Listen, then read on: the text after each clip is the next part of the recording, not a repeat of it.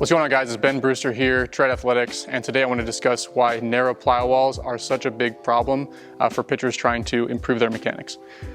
So first, before we discuss why that's such an issue, we need to understand how the arm really should be moving as you go into ball acceleration. So I've termed this the second arm spiral, right? The first arm spiral everyone's kind of familiar with. It's that staircase path that a lot of pitchers go through with how their arm actually spirals up into that kind of high-cocked, flipped up position. So the first arm spiral kind of refers to this staircase-like path that a lot of pitchers take with their arm path. The second arm spiral, if this is the first arm spiral, I would consider the second arm spiral the actual helical path that the arm takes as the trunk begins to rotate, right? It's that unfurling of the whip in plane with the shoulders. So again, that unfurling of the whip, what is that really? It's the shoulders leading the way, the arm lagging behind, and then the arm unwinding in that plane. So elbow extension goes first, and then shoulder internal rotations happens. And again, that's the natural loose, relaxed path that a pitcher's arm should take, in an optimal environment. Okay, that path is going to be dependent on the actual trunk posture. So if I'm a little bit more hunched over as I begin to rotate, and I rotate in this plane, the arm is going to unwind from a lower slot. If I'm way exaggerated upright torso posture and I begin to unwind in plane, that arm is going to unwind in a higher slot. But you can notice it's still in plane and it's still unfurling the whip. What I'm not doing is, as I begin to rotate, the elbow leads the way, and the elbow is way in front of the shoulders, and it becomes a dart throw, a pushing path. Okay, that would not be an arm spiral. These are guys who typically develop tricep soreness, olecranon bone spurs, so bone spurs on the back of the elbow. Sometimes they'll feel almost a little bit of a slamming. Sometimes these guys can have really good backspin on the ball because they're cheating to get to that backspin position. But a lot of times the velocity actually drops as soon as they begin to acquire that type of pattern. There's a lot of different reasons that pattern can occur. I've covered this in an article, which I'll link below, on different reasons that pushing can occur. Ball weight can be a big one. So throwing 4-pound balls, 2-pound balls can often lead to the arm protecting itself and leading to more of a tricep dominant push. But today I want to specifically talk about that flaw, climbing the elbow and cutting balls, yanking balls, as it relates to narrow plyo walls. So let's think this through logically, and I'll just kind of walk you through my thought process and the changes that we've seen since implementing this with our pitchers about 4 or 5 years ago, once we began to notice this.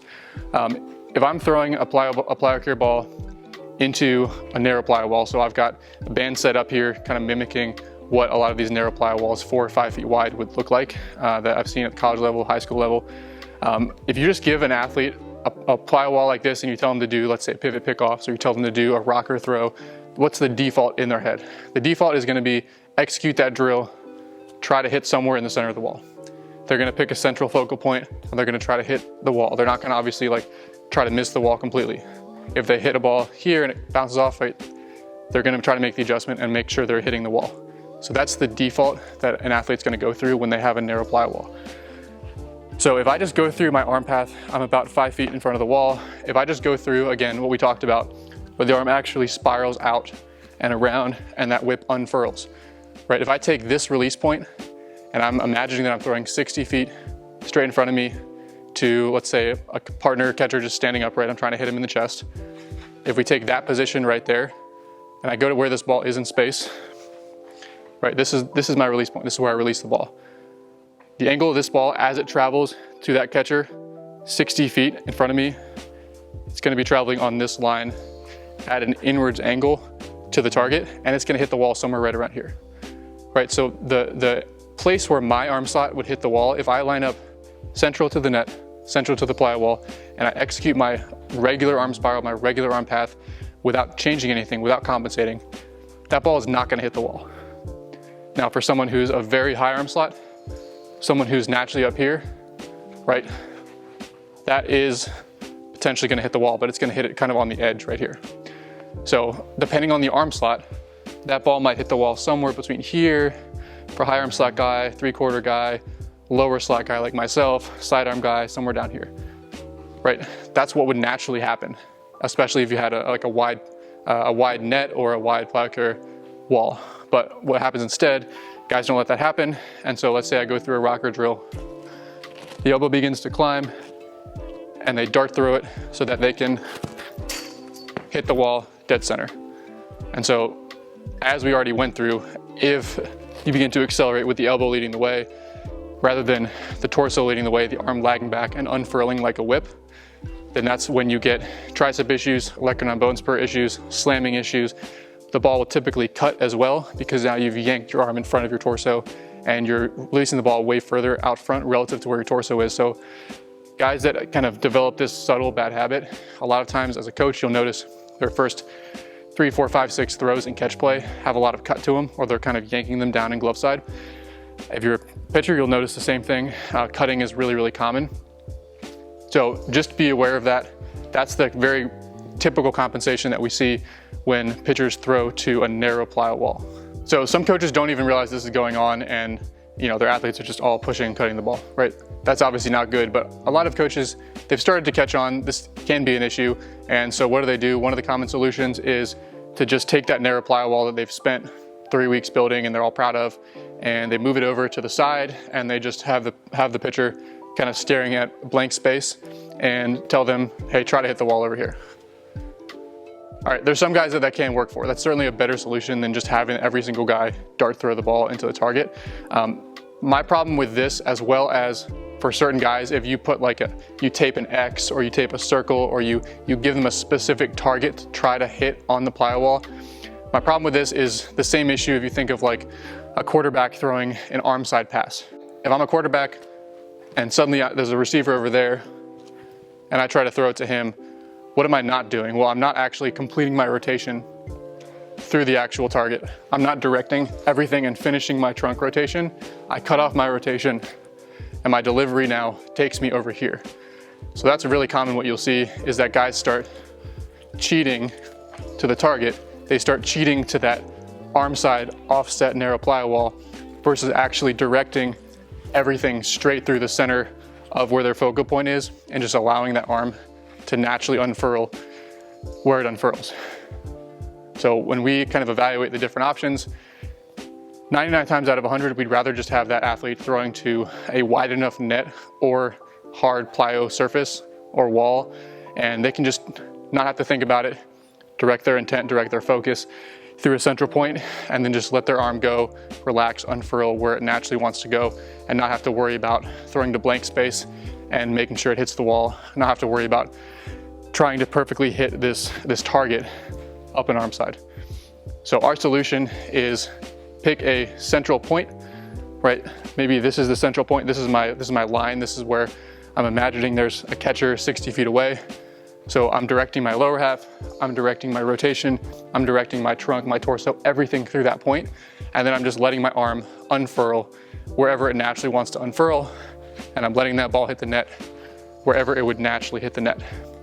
From a height on the wall standpoint, generally we're gonna be looking somewhere between about chest high and top of the head as far as height, right? If my release height off the mound is somewhere around, let's say 4'6" to 5'8", like you're gonna see somewhere in this range for release height. Typically, if you're 5 feet away from the plyo wall, that ball is still gonna be somewhere in this range right here. So if you see somebody throwing balls up here, up here, up here, down here, anywhere to the center line or glove side, these are all no-go zones where you're gonna see some really wonky stuff as soon as that guy goes from plyos into catch play. And so we've actually seen this with some of our remote guys who haven't followed our advice, where the Plyocare stuff is more as a patterning warm-up, and we want them to go out and long toss or catch play or actually throw to a real human, especially in the winter, especially with these Northeast guys. They don't follow that advice. They come in-house after 2 months of doing that, and some really wonky stuff happens for their first 10, 20, 30 throws, where balls are just sailing arm side or they're just cutting everything, and it's because either they were throwing to a narrow plyo wall or they were just throwing super close to the net and just doing regular plyos, and they're really getting no feedback of where that ball would actually have traveled on an actual 60-foot line. So 2 additional solutions besides just getting rid of scrapping these narrow plyo walls and finding a way to build something a little bit wider or just throw into a net. The 2 solutions would be, 1, just backing up from the wall a little bit more to soften that angle issue that I already described. So if I'm like super close to the net releasing the ball, that's really going to exaggerate how far arm side that ball is going to hit on the net. But as I back up, we've had guys that are throwing plyos from 30 feet away. And so the further back you get, the more it's going to soften that angle to where now you have more distance over which that ball can travel on its path. And so it's going to hit that wall a little bit more central, even as you don't cheat the arm path if you just back up. So back up to 30 feet, if you notice this, that will help significantly, if not fully eliminate the problem. The other issue is, or the other potential solution here is to just drop plyos altogether. So sometimes you do get them on a wider Plyocare wall, a wider net, and they're still developing some sort of wonky issues just because they don't have as much feedback about what that ball would actually be doing. They don't have that instant feedback like you get when you're throwing to a partner and you can see where that ball actually ended up. Part of the point of plyos is to create a simpler challenge point for a pitcher's mechanics to be able to chunk different parts of the delivery, take the actual kind of fine location focus out of the equation and just let them work on patterning something.